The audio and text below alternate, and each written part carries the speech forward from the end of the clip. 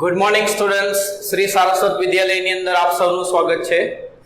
હું છું કુલદીપ ટંડેલ અને આપણે ફિઝિક્સ સબ્જેક્ટનો અભ્યાસ કરી રહ્યા છીએ. તો ચેપ્ટર નંબર 3 ની અંદર આગળ વધીએ તો લાસ્ટ ટાઈમ આપણે વિસ્ટન બ્રિજ વિશે અભ્યાસ કર્યો હતો. હવે વિસ્ટન બ્રિજનો કન્સેપ્ટનો ઉપયોગ કરીને જે એક સાધન બનાવવામાં આવ્યું જે તમને અજ્ઞાત અવરોધનું મૂલ્ય શોધવામાં મદદરૂપ થાય છે એને કહેવાય મીટર બ્રિજ. સાધનનું નામ શું છે? Metre bridge. એ કેવા પ્રકારનું સાધન હોય તે સમજો. તો 100 મીટર લાંબો એક તાર હોય, એ તાર આગળ કાટખૂણે રહેલી બે પટ્ટીઓ મૂકવામાં આવેલી હોય ધાતુની. આ જે દોરું છું એ ધાતુની પટ્ટીઓ છે.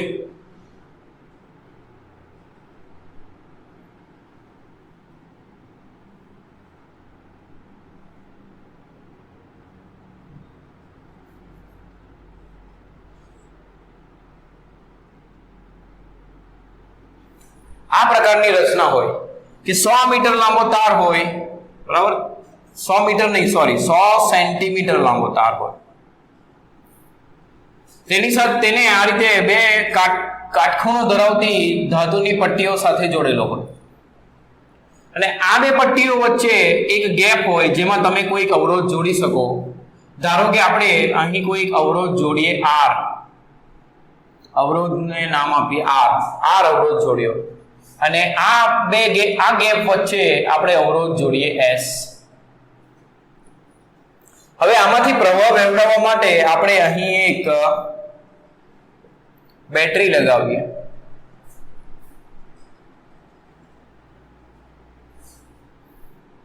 આ બેટરી લગાવીએ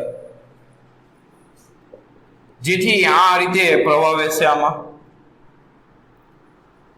હવે અહીંયા આગળ આપણે ગેલ્વેનોમીટર લગાવીએ અને તેની સાથે એક જોકી લગાવીએ. જોકી એટલે તાર ઉપર તમે જેને ફેરવી શકો એવી રચના. આ રીતે તમે એને ફેરવી શકો, તાર સાથે જોડાયેલું હશે અને તમે આ તાર ઉપર તેને સરકાવી શકો.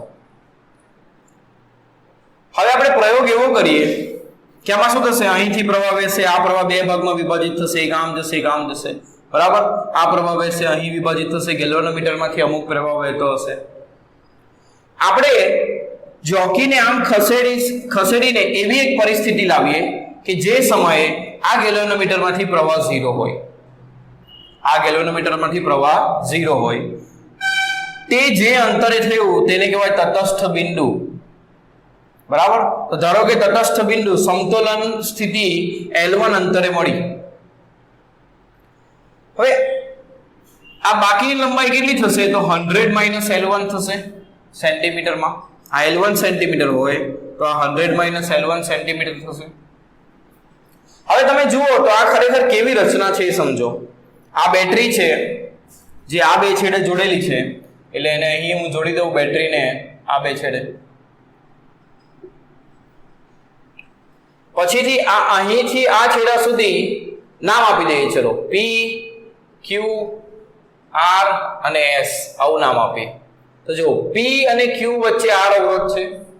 બેટરી ક્યાં જોડાયેલી છે? તો P અને R વચ્ચે. તો P અને R અહીં મૂકી દઈએ. P અને R વચ્ચે બેટરી જોડીએ. P અને Q વચ્ચે એક અવરોધ R જોડાયેલો છે. અહીં Q મૂકે ને અહીં S મૂકે. તો P અને Q વચ્ચે એક અવરોધ R છે. Q અને R વચ્ચે એક અવરોધ S છે. એક કામ કરીએ, PQRS આપણે અવરોધના નામ આપ્યા છે એટલે આ બ્રિજને નામ આપી દઈએ ABCD. A અને B વચ્ચે બેટરી,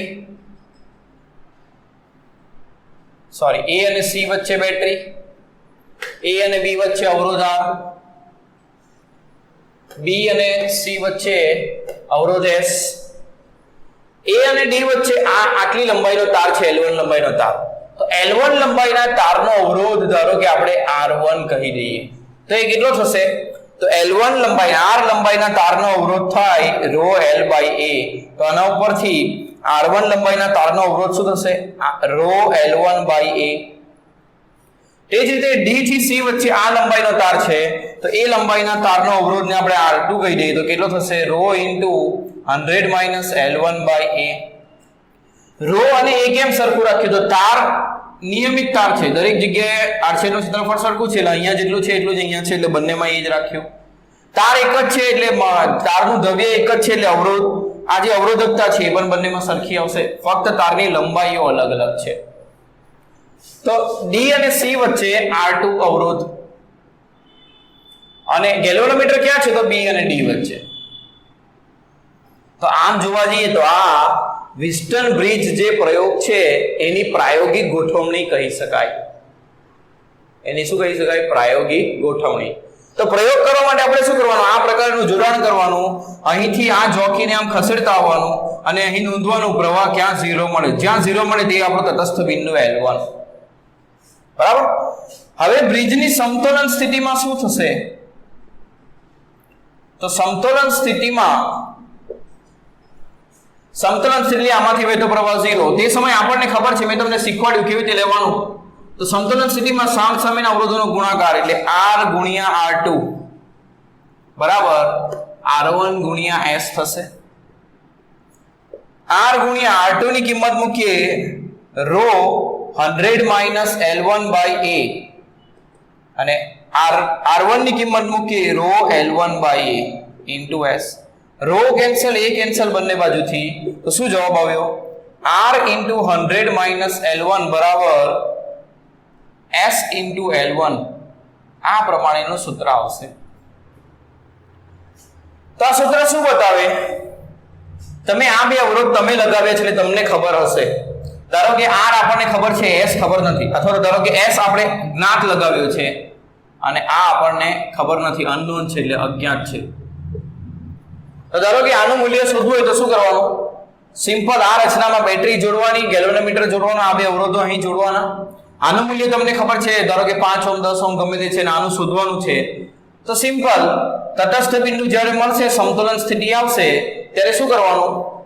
તો સિમ્પલ અહીંનો અવરોધ ગુણ્યા અહીંની લંબાઈ બરાબર અહીંનો અવરોધ ગુણ્યા અહીંની લંબાઈ. સામસામેના અવરોધોનો ગુણાકાર કરતા હતા તેની જગ્યા પર અવરોધ ગુણ્યા લંબાઈ બરાબર અવરોધ ગુણ્યા લંબાઈ. આ રીતે સિમ્પલ એક સૂત્ર લખીને તમે શોધી શકો. આના ઉપરથી જો R અજ્ઞાત હોય તો R બરાબર S ઇન્ટુ L1 ભાગ્યા 100 માઇનસ L1. આ સૂત્રથી તમે R શોધી શકો. એટલે આ રીતે મીટર બ્રિજની મદદથી આપણે કોઈ અજ્ઞાત અવરોધ શોધી શકીએ છીએ.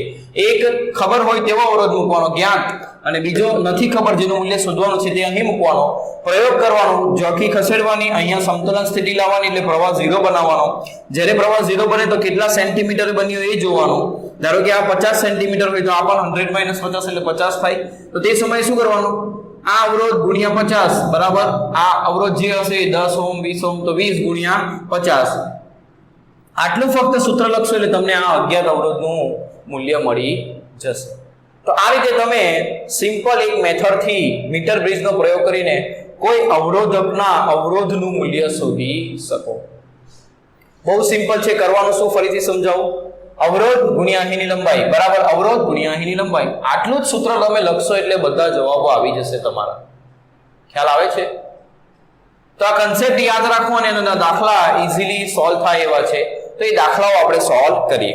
તો ઉદાહરણ નંબર 3.9 ગણીએ. પહેલા ઉદાહરણ નંબર 3.9 ગણીએ. ઉદાહરણ નંબર 3.9 ની અંદર શું આપ્યું છે એ જોઈએ.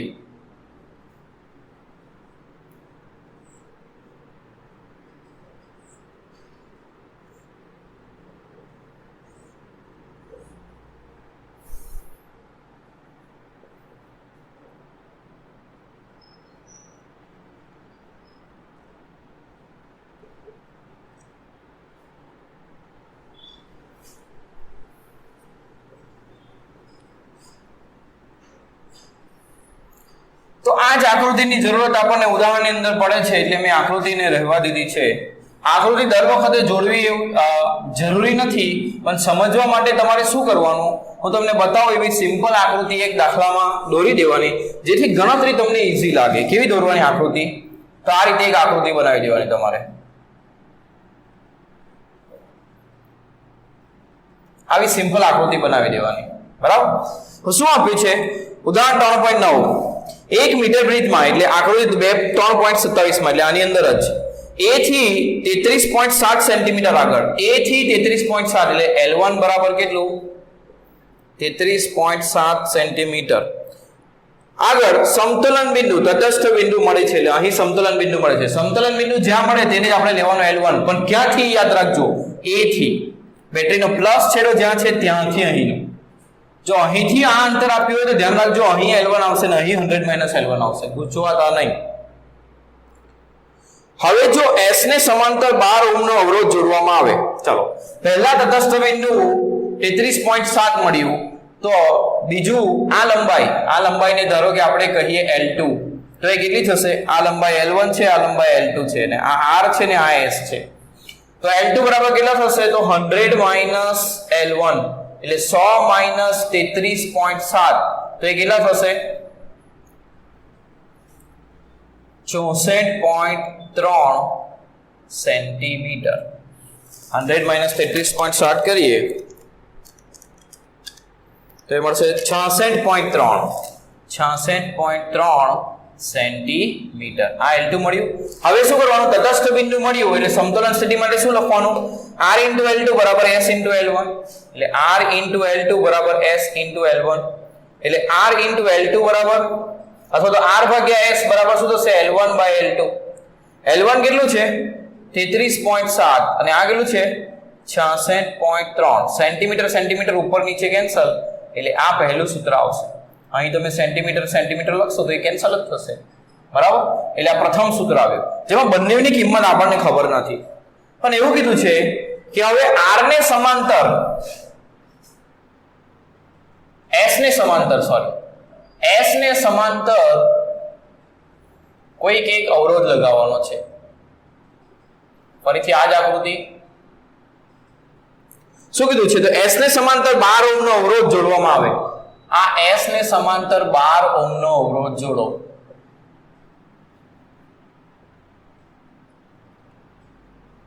અને અહીં તો R જ છે.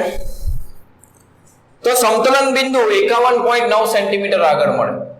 તો સમતોલન બિંદુ L1 બરાબર 51.9 સેન્ટીમીટર મળે. તો L2 કેટલું થશે? 100 - 51.9, તો એ થશે 48.1 સેન્ટીમીટર. હવે જો આ સમયે શું કરવાનું? તો અહીંનો અવરોધ ગુણ્યા લંબાઈ બરાબર આ અવરોધ ગુણ્યા લંબાઈ. હવે અહીં બે અવરોધ છે, તો આ આખી ભુજામાં લાગેલો અવરોધ માટે શું કરવાનું? આ બેનું સમતુલ્ય લેવાનું. તો 12 ઓહ્મ અને S એ સમાંતરમાં છે, તેથી તેનું સમતુલ્યને જો R' કહીએ તો તે કેટલું થશે? સમાંતરમાં શું થાય? ગુણાકાર ભાગ્યા સરવાળો. તો અહીંનો અવરોધ આપણે કહી દઈએ અને સમતુલ્ય R'. તો હવે સમતોલન સ્થિતિમાં શું થશે? તો સમતોલન સ્થિતિની અંદર R ગુણ્યા L2, સમજો સિમ્પલ જ છે દાખલા. અહીંનો અવરોધ ગુણ્યા આ સામેની લંબાઈ બરાબર અહીંનો અવરોધ ગુણ્યા આ લંબાઈ, પણ અહીં એક કરતા વધારે અવરોધ હોય તો તેનો સમતુલ્ય લેવાનો, એટલે કે લો R' ગુણ્યા લંબાઈ કેટલી? L1. તો આના ઉપરથી R × L2 બરાબર કેટલા છે? 48.1 સેન્ટીમીટર. R' કેટલા છે? 12 × S / 12 + S into L1. L1 કેટલું છે? તો 51.9 સેન્ટીમીટર. Centimetre cancel.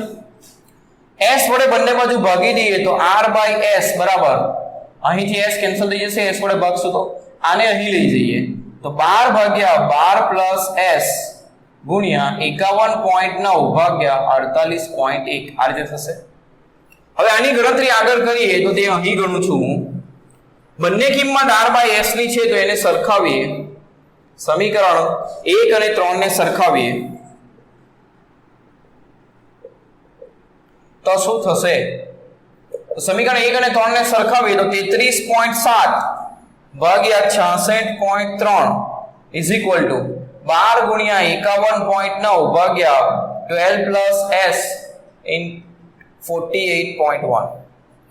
12 + S ને અહીં લઈ જઈએ, બાકીના બધા પદને જમણી બાજુ લાવીએ તો શું થશે? તમારે લખતા જવાનું બોર્ડ ભરાય એટલે, બરાબર? હું તમને કહીશ નહીં કે લખી દો, તમારે સમજી જવાનું.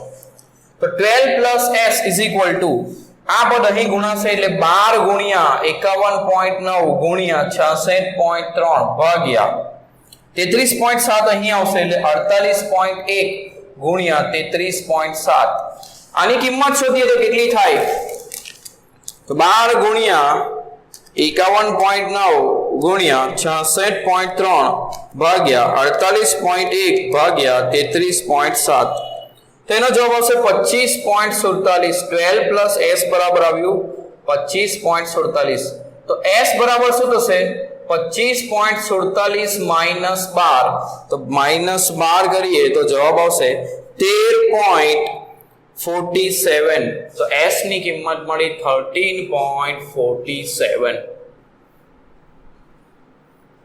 s ની કિંમત શું મળી 13.47 ઓહમ બરાબર તો આ s નું મૂલ્ય મળી ગયું હવે r નું મૂલ્ય શોધીએ તો તેના માટે શું કરીએ સમીકરણ 1 નો ઉપયોગ કરીએ સમીકરણ 1 પરથી શું હતું r ભાગ્યા s બરાબર 33.7 ભાગ્યા 66.3 તો r બરાબર શું થશે 33.7 ગુણ્યા s એટલે 13.47 ભાગ્યા 66.3 તો આ કરીએ તો જવાબ શું આવશે 33.7 ગુણ્યા 13.47 ભાગ્યા 66.3 તેનો જવાબ આવશે 6.846 તો 6.85 લખી શકાય આટલા ઓમ આ r અને s ના મૂલ્ય મળ્યા સિમ્પલ છે દાખલાઓ તમારે શું કરવાનું ફક્ત એક જ કોન્સેપ્ટ સમતોલન સ્થિતિ આવે તેને સમતોલન બિંદુ a થી જે અંતરે હોય તેને L1 લેવાનું બરાબર એટલે બેટરીનો પ્લસ છેડો જ્યાં લાગ્યો હોય ત્યાંથી સમતોલન બિંદુનું અંતર એ L1 લેવાનું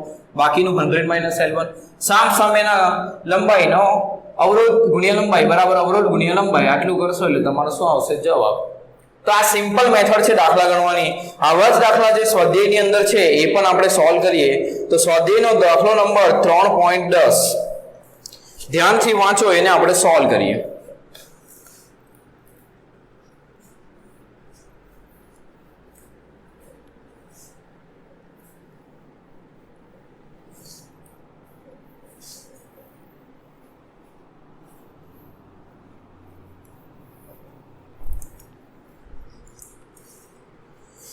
તો 1 મીટર બ્રિજ આ જ આકૃતિમાં જ્યારે y અવરોધ હવે અવરોધને x અને y કીધા છે x અને y કીધા છે બરાબર તો જ્યારે y અવરોધ 12.5 ઓહમ હોય ત્યારે a છેડાથી તટસ્થ બિંદુ L1 બરાબર 39.5 સેન્ટીમીટર મળે તો અવરોધ x શોધો ચાલો L1 બરાબર 39.5 હોય તો L2 કેટલું થશે 100 - 39.5 એટલે થશે 60.5 સેન્ટીમીટર તો શું કરશું તો સામસામેનો ગુણાકાર કરીએ x * L2 બરાબર y * L1 તટસ્થ બિંદુ મળ્યું છે એટલે x * L1 બરાબર y * L2 તો x બરાબર શું થશે y L2 / L1 y 12.5 L2 60.5 centimetre અને L1 39.5 સેન્ટીમીટર કેન્સલ જવાબ આવશે x નો કેટલો તો 12.5 ગુણ્યા 60.5 ભાગ્યા 39.5 થશે 19.14 ઓહમ આ એક x નો જવાબ આવ્યો આગળ પણ કંઈ પૂછ્યું છે શા માટે વિસ્ટન અથવા મીટર બ્રિજમાં અવરોધો વચ્ચેનું જોડાણ જાડી ધાતુની પટ્ટી દ્વારા કરવામાં આવે છે બરાબર તો આ જાડી ધાતુની પટ્ટી શા માટે મૂકવામાં આવી એવું કહેવામાં આવ્યું છે હવે તમે જુઓ તો આપણે B અને C વચ્ચે અવરોધ લીધો હોય પણ ખરેખર જોવા જઈએ તો આટલી જે ધાતુની પટ્ટી છે એનો કંઈક અવરોધ હશે આ ધાતુની પટ્ટી છે એનો અવરોધ હશે એટલે B પછી ધાતુની પટ્ટીનો અવરોધ કંઈક હશે પછી આ y જોડાયો છે પછી આ અહીંથી અહીં જે ધાતુની પટ્ટી છે એનો કંઈક અવરોધ હશે એટલે આમ જોવા જઈએ તો અહીંથી અહીંની અંદર આ ત્રણ અવરોધો જોડાયેલા હોય એટલે મૂલ્ય B અને C વચ્ચે y ન કહેવાય B અને C વચ્ચેનો અવરોધ y ન કહેવાય તો કેટલો કહેવાય તો R1 + R2 + y થાય એટલે આપણે આ પટ્ટીઓ એવી લેવાની કે જેનો અવરોધ બહુ ઓછો હોય બહુ ઓછો એટલે આનું મૂલ્ય એપ્રોક્સિમેટ 0 જેવું જ હોય તો તમે B અને C વચ્ચે અવરોધ R ગણી શકો એટલા માટે હંમેશા એ ધાતુની પટ્ટી એ જાડી લેવાની કેમ જાડી લેવાની તો અવરોધ R બરાબર શું થાય ρl/a બરાબર તો ધાતુની પટ્ટી તમે જાડી લેશો એટલે આડછેદનું ક્ષેત્રફળ કેવું મળશે? વધારે. આડછેદનું ક્ષેત્રફળ વધશે તો અવરોધ શું થશે? ઘટશે. આ વધે તો અવરોધ ઘટે. એટલા માટે આ ધાતુની પટ્ટી એ જાડી લેવાની. એટલે એકચ્યુઅલ આવી પટ્ટી હોય એ આ પ્રકારની પટ્ટી હોય મોટે ભાગે, બરાબર. બહુ આમ જોવા જઈએ તો એકદમ એને ચપટી કરી નાખી હોય એ પ્રકારની. તમે પ્રયોગ કરશો પ્રયોગશાળામાં એટલે તમને ખ્યાલ આવશે, બરાબર. તો ધાતુની પટ્ટી જ કેમ વાપરવાની? તો એકદમ સુવાહક હોવી જોઈએ, જેનો અવરોધ ઓછો હોય. એટલે અવરોધ નહીવત હોય તેવી ધાતુની પટ્ટીની જરૂર હોવાથી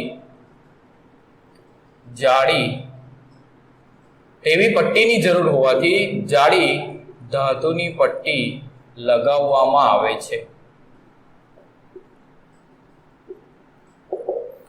ચાલો બી જોઈએ. આ એ ના જવાબ જોઈએ આપણે, બરાબર. હવે શું જોઈએ? બી માં શું પૂછ્યું છે? જો x અને y ના સ્થાનો અદલ બદલ કરવામાં આવે તો ઉપરના બ્રિજમાં તટસ્થ બિંદુનું સ્થાન શોધો. જો x અને y બદલી દઈએ એટલે અહીંયા y કરી દઈએ ને અહીંયા x કરી દઈએ તો શું થશે? તો y ગુણ્યા L2 બરાબર x ગુણ્યા L1 થશે. તો y L2 બરાબર શું લખાય? 100 માઇનસ L1. y ની કિંમત મૂકી દઈએ. y કેટલા આવ્યા? y કેટલા હતા? 12.5. x 19.14 અને L1 એ શોધવાનું છે, તટસ્થ બિંદુ, બરાબર. તો 100 minus L1 is equal to 19.14 ભાગ્યા 12.5 ઇન્ટુ L1. આ કરીએ તો કેટલું થશે? 19.14 ભાગ્યા 12.5 એ થશે 1.53. તો 100 માઇનસ L1 બરાબર 1.53 L1. L1 ને જમણી બાજુ લઈ જઈએ તો પ્લસ L1 થશે એટલે 1.53 પ્લસ 1 એટલે 2.53 L1 આવું થશે. તો L1 નો જવાબ શું આવશે? 100 ડિવાઇડ બાય 2.53 એટલે નવું તટસ્થ બિંદુ તમને મળશે 100 ડિવાઇડ બાય 2.53 જવાબ આવશે 39.52 સેન્ટીમીટર. આટલું તટસ્થ બિંદુ મળશે જો અદલ બદલ કરી દઈએ તો. કોને? x અને y અવરોધોને, બરાબર છે. આગળનો સવાલ વાંચીએ. એની અંદર સી પણ પૂછ્યો છે. બ્રિજના તટસ્થ બિંદુ આગળ ગેલ્વેનોમીટર અને બેટરીને અદલ બદલ કરતા શું થશે? ગેલ્વેનોમીટર કોઈ પ્રવાહ બતાવશે? એવું કીધું છે કે આમાં ગેલ્વેનોમીટર અને બેટરીને અદલ બદલ કરી દઈએ તો જુઓ એક સરસ કોન્સેપ્ટ તમને સમજાવું.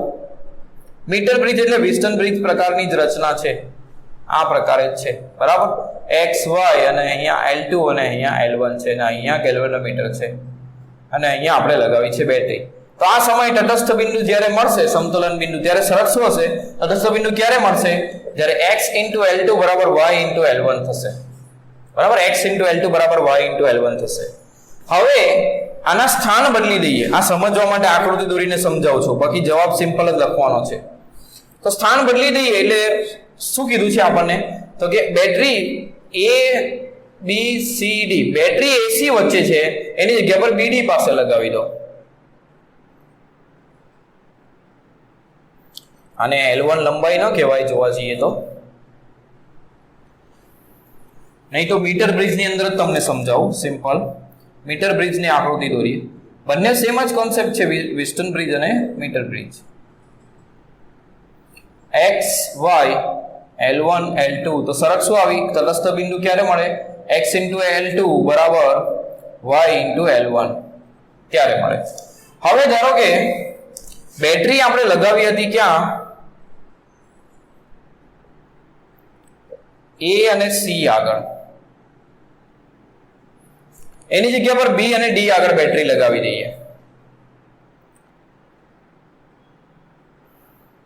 તો આપણી જે રચના હતી એ આ પ્રકારે સમજીએ આપણે. x y અહીં આનો અવરોધ R1 લઈએ જેની લંબાઈ છે L1 તાર, અને આનો R2 લઈએ જેની લંબાઈ છે તારની લંબાઈ L2. A અને C વચ્ચે બેટરી લાગી હતી અને અહીં ગેલ્વેનોમીટર હતું. ત્યારની શરત આ છે. હવે ધારો કે એના સ્થાન બદલી દઈએ, એટલે કે બેટરીને લાવી દઈએ B અને D વચ્ચે. બેટરીને ક્યાં લાવી દઈએ? B અને D વચ્ચે. તો ધારો કે બેટરીને B અને D વચ્ચે લાવી દઈએ.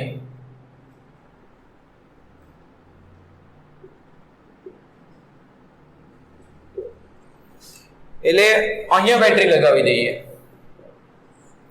તો અને અહીંયા ગેલ્વેનોમીટર લગાવીએ, બીજો કશો ફેરફાર કર્યો નથી.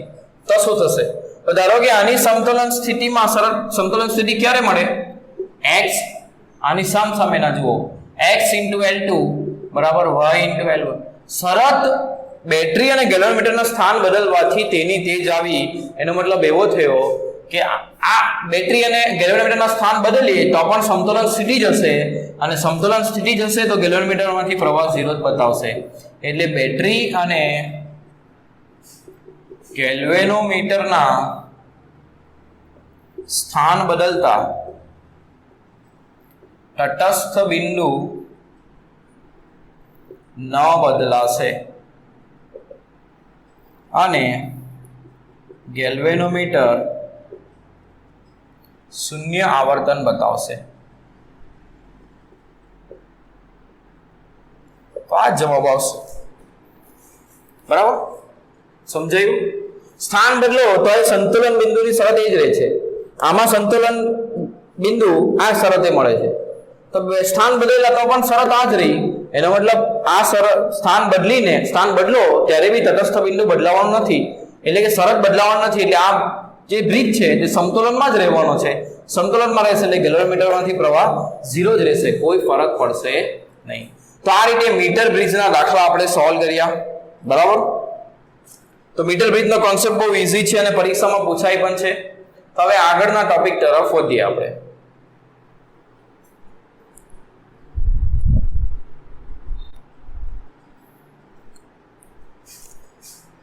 સ્વાધ્યાયનો દાખલા ગણીએ. સ્વાધ્યાયનો દાખલા નંબર 3.1.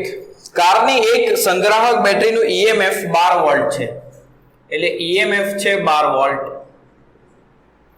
જો બેટરીનો આંતરિક અવરોધ r બરાબર 0.4 ઓહ્મ હોય તો બેટરીમાંથી મહત્તમ કેટલો પ્રવાહ ખેંચી શકાય? જ્યારે બેટરીના બે છેડાને તમે શોર્ટ કરશો એટલે તાર વડે જોડી દેશો ત્યારે તેમાંથી મહત્તમ પ્રવાહ વહે. અને મહત્તમ પ્રવાહ કેટલો વહે? તો વોલ્ટેજ E અને અવરોધ R એટલે 12/0.4 એટલે 30 એમ્પિયર આટલો પ્રવાહ મહત્તમ એની અંદરથી વહે. સિમ્પલ દાખલો. બરાબર? 12/0.4. બીજો દાખલો ગણીએ 3.2. 10 વોલ્ટ જેટલું EMF અને 3 ઓહ્મ જેટલો આંતરિક અવરોધ ધરાવતી બેટરીને એક અવરોધક સાથે જોડવામાં આવે છે. એટલે EMF અને આંતરિક અવરોધ આ રીતે દોરું તો તમને થોડું જલ્દી સમજાશે. EMF કેટલું છે? 10 વોલ્ટ અને આંતરિક અવરોધ કેટલો છે? 3 ઓહ્મ. તેને એક અવરોધક સાથે જોડવામાં આવે એટલે તેને એક R અવરોધ સાથે જોડેલો છે એવું સમજો. તો શું થશે? જો પરિપથમાં પ્રવાહ 0.5 એમ્પિયર હોય, પ્રવાહ અહીંથી નીકળશે, આમ જશે. પ્રવાહ I છે, I બરાબર કેટલા છે? 0.5 એમ્પિયર. તો અવરોધકનો અવરોધ કેટલો હશે? આ અવરોધ કેટલો હશે? R. એ શોધવાનું છે. તો સિમ્પલ, બેટરીની અંદર સમતુલ્ય અવરોધ કેટલો હશે? આ અને આ શ્રેણીમાં હશે એટલે R+R. વિદ્યુત સ્થિતિમાનનો તફાવત EMF. તો પ્રવાહ કેટલો વહેશે? V/R. EMF ભાગ્યા R+R. પ્રવાહ કેટલો વહે છે આપ્યું છે 0.5. EMF કેટલું છે? 10. આંતરિક અવરોધ 3 અને R. તો 3 + R બરાબર 10/0.5. 10/0.5 કરો એટલે 20 થશે. તો 3 + R બરાબર 20. તો અવરોધક R બરાબર 20 - 3 એટલે 17 ઓહ્મ થશે. તો અવરોધક R નું મૂલ્ય થશે 17 ઓહ્મ. બીજું પણ કંઈક પૂછ્યું છે. જ્યારે પરિપથ બંધ હોય તે સ્થિતિમાં બેટરીના ટર્મિનલ વોલ્ટેજ. તો ચલો, બેટરીનું શું થાય છે? ચાર્જિંગ થાય છે કે ડિસ્ચાર્જિંગ? તો બેટરીના પ્લસમાંથી પ્રવાહ બહાર આવે છે એટલે ડિસ્ચાર્જિંગ. તો તે સમયે ટર્મિનલ વોલ્ટેજ V બરાબર શું થશે? E - IR. E બરાબર 10, પ્રવાહ I બરાબર 0.5 અને અવરોધ 3. તો 10 - 1.5 તો એ થશે 8.5 વોલ્ટ. તો આ એનો શું થશે? Terminal voltage. સિમ્પલ છે દાખલાઓ, બરાબર. શરૂઆતના દાખલા બહુ સિમ્પલ છે આની અંદર. તો આગળ ગણીએ. દાખલો નંબર 3.3.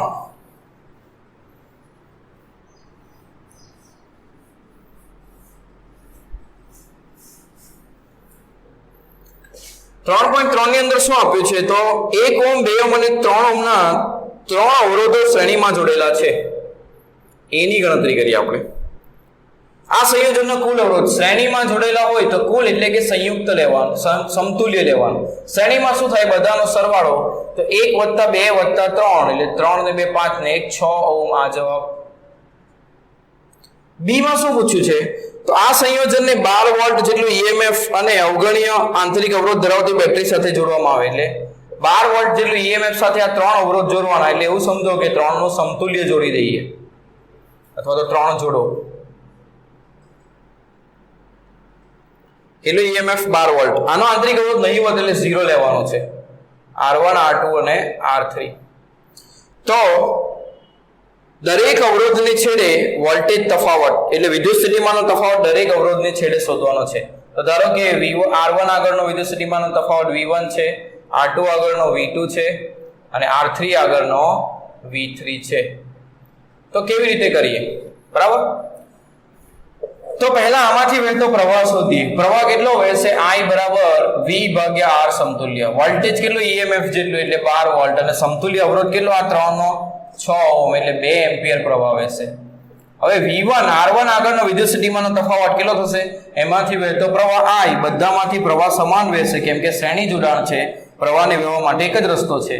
તો એમાંથી વહેતો પ્રવાહ I અને એનો અવરોધ R1 એટલે 2 × અવરોધ 1 ઓહ્મ એટલે થશે 2 વોલ્ટ. એટલે અહીંયા આગળનો વિદ્યુત સ્થિતિમાનનો તફાવત આવશે 2 વોલ્ટ. આ 1 ઓહ્મ છે, આ 2 ઓહ્મ છે. દર્શાવવું જરૂરી છે તમે કોના માટે ગણતરી કરો છો. આ 3 ઓહ્મ છે. V2 બીજા આગળનો વિદ્યુત સ્થિતિમાનનો તફાવત I × R. તો એમાંથી પણ પ્રવાહ એ જ છે 2 એમ્પિયર, અવરોધ 2 એટલે 4 વોલ્ટ. V2 કેટલા આવે? 4 વોલ્ટ. V3 I × R3. અવરોધ I કેટલો છે? 2 એમ્પિયર. આમાંથી વહેતો R3 નું મૂલ્ય 3 3 × 6 વોલ્ટ. હવે તમે જોશો આ બધાનો સરવાળો કરો. 6 ને 4 10 ને 2 12 એ આપેલા વોલ્ટેજ જેટલા થાય. તો એ બરાબર છે આપણી ગણતરી. તો ઈઝી દાખલાઓ છે. 3.4 ગણીએ.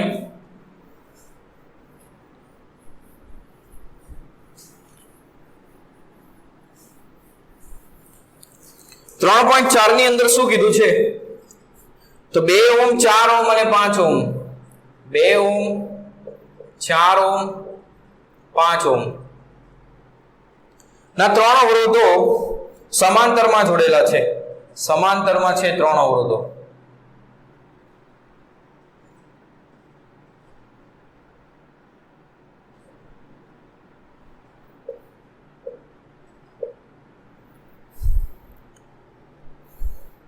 આ સંયોજનનો કુલ અવરોધ કુલ ન કહેવાય, સમતુલ્ય કહેવાય. સમતુલ્ય કેવી રીતે શોધાય?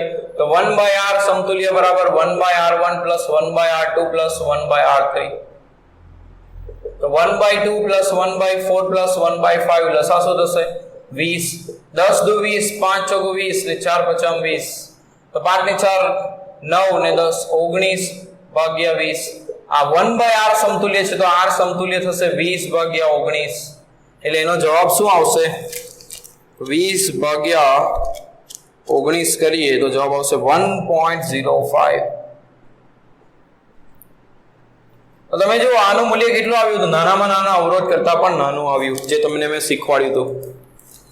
જો આ સંયોજનને 20 વોલ્ટ જેટલું EMF અને અવગણ્ય આંતરિક અવરોધ ધરાવતી બેટરી સાથે જોડવામાં આવે એટલે બેટરીનો આંતરિક અવરોધ અવગણ્ય લેવાનો છે અને આનો EMF કેટલું લેવાનું છે? 20 વોલ્ટ.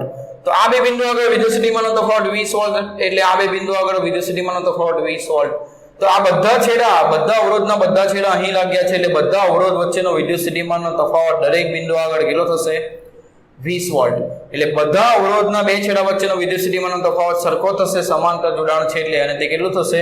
20 વોલ્ટ. બરાબર. તો દરેક અવરોધમાંથી વહેતો પ્રવાહ અને બેટરીમાંથી ખેંચાતો કુલ પ્રવાહ શોધો.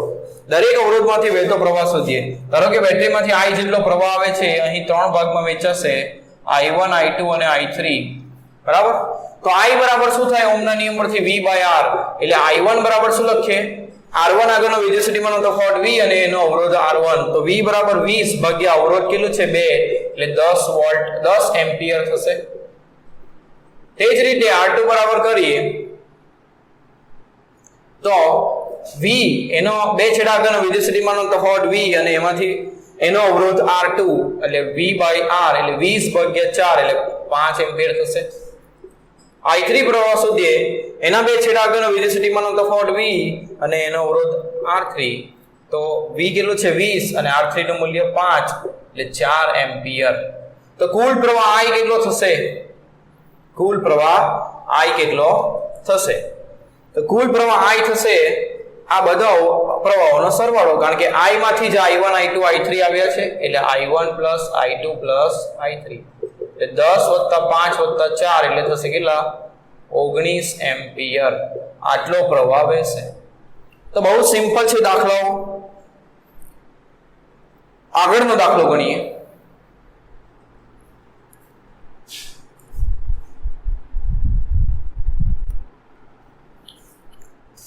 આગળના દાખલાઓમાં આપણે 3.5 6 7 8 અને 9 અને 10 આટલા દાખલા આપણા થઈ ગયા છે તો 3.11 મો દાખલો ગણીએ 3.11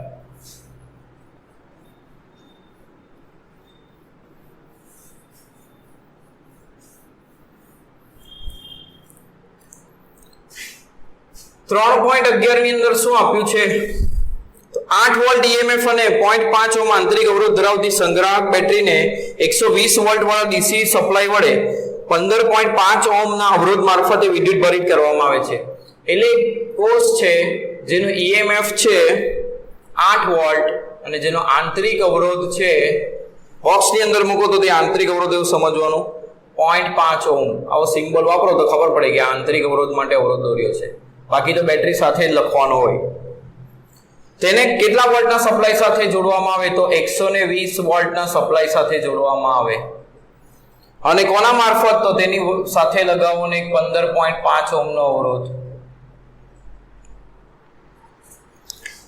વિદ્યુત ભરણની પ્રક્રિયા દરમિયાન બેટરીનો ટર્મિનલ વોલ્ટેજ વિદ્યુત ભરણ એટલે આનો ચાર્જિંગ થાય છે આ વધારે વોલ્ટેજના પ્લસથી પ્રવાહ બહાર આવશે અને આની અંદર વહેશે બરાબર તો ટર્મિનલ વોલ્ટેજ ગણવા માટે આમાંથી વહેતો પ્રવાહ આપણને ખબર હોવી જોઈએ એ પ્રવાહ આ રીતે વહેશે આખા પરિપથમાં I જેટલો પ્રવાહ તો આપણે કિર્ચોફના નિયમ પરથી આ કિર્ચોફનો લૂપનો નિયમ લગાવીએ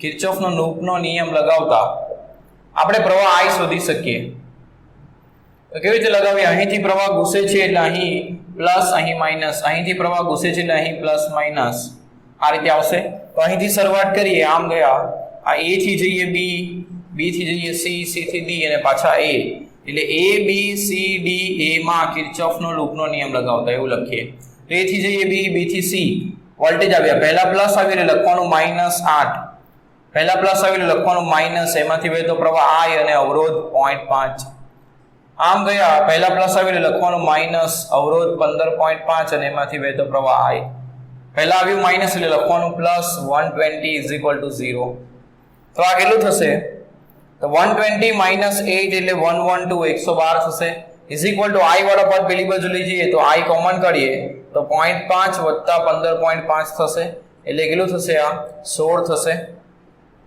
તો એનો પ્રવાહ I કેટલો આવશે 112 ભાગ્યા 16 કરીએ તો કેટલું જવાબ થશે 112 ભાગ્યા 16 તો જવાબ થશે 7 એટલે I બરાબર 7 એમ્પિયર આવ્યું હવે ટર્મિનલ વોલ્ટેજ આ બેટરીનું શું થાય છે ચાર્જિંગ થાય છે કેમ એના પ્લસમાં પ્રવાહ અંદર જાય છે તો ચાર્જિંગ સમયે ટર્મિનલ વોલ્ટેજ કેટલો મળે તો તે આપણને ખબર છે E + IR લેવાનું આ મેં તમને શીખવ્યું હતું તો EMF E 8 વોલ્ટ પ્રવાહ 7 અને આંતરિક અવરોધ 0.5 8 વત્તા 7 ગુણ્યા 0.5 એટલે 3.5 તો 8 ને 3 11.5 વોલ્ટ આટલો ટર્મિનલ વોલ્ટેજ આવશે વિદ્યુત ભરણ માટેના પરિપથમાં શ્રેણી અવરોધ રાખવાનો હેતુ શું આ અવરોધ શેના માટે રાખ્યો તો જુઓ ધારો કે આ અવરોધ ન હોત તો પ્રવાહ કેટલો વહ્યો હોત તે ખાલી સમજવા માટે શોધીએ બરાબર, આ અવરોધ ન હોત તો આ પદને કાઢી નાખો તો પદ કેવું આવ્યું હોત 112 I × 0.5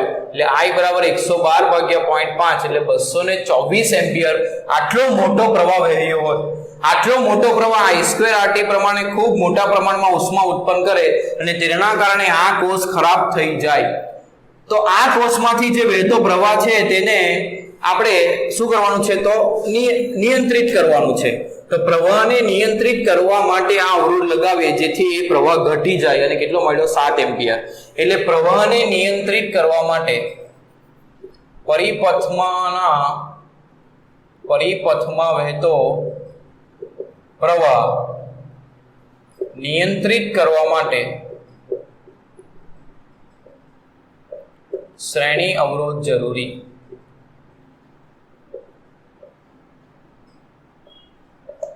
આ એનો જવાબ આવશે. જો આ અવરોધ ન લગાવીએ તો બહુ મોટા પ્રમાણમાં પ્રવાહ વહે અને કોષ ખરાબ થઈ જાય. તો એવું ન થાય એટલા માટે આપણે શું લગાવીએ સાથે એક શ્રેણી અવરોધ જે પ્રવાહનું મૂલ્ય ઘટાડે. અવરોધનું મૂલ્ય વધે એટલે પ્રવાહનું મૂલ્ય ઘટે. તો આ એનું રીઝન હશે. તો આ જ રીતે ચેપ્ટર 3 આપણે કરતા રહીએ. હવે ચેપ્ટર થોડા સમયમાં પૂર્ણ થશે. તમે ઘરે પ્રેક્ટિસ કરતા રહો. થોડા સમયમાં ફરી પાછી યુનિટ ટેસ્ટ આવશે. તમારે સરસ તૈયારી કરીને એ ટેસ્ટ આપવાની, બરાબર, અને એની અંદર સરસ માર્ક્સ લાવવાના જેથી બોર્ડની એક્ઝામની અંદર પણ તમારા સરસ માર્ક્સ આવે. સિલેબસની અંદર કેટલી વસ્તુ નથી છે એના પર આપણે ધ્યાન આપવાનું નથી. દરેક વસ્તુ અગત્યની છે. એક પણ વસ્તુ સ્કીપ કરશો આગળ જઈને એનો ઉપયોગ થશે તો એ ત્યાં નહીં આવડશે, ફરી પાછી શીખવવી પડશે. બેટર છે કે આપણે બધું જ શીખીએ, બરાબર. બધું શીખશું તો જ MCQ ની અંદર પણ કામ લાગશે. તો આટલું ઘરે બેસીને વ્યવસ્થિત લખીને વાંચતા રહેજો.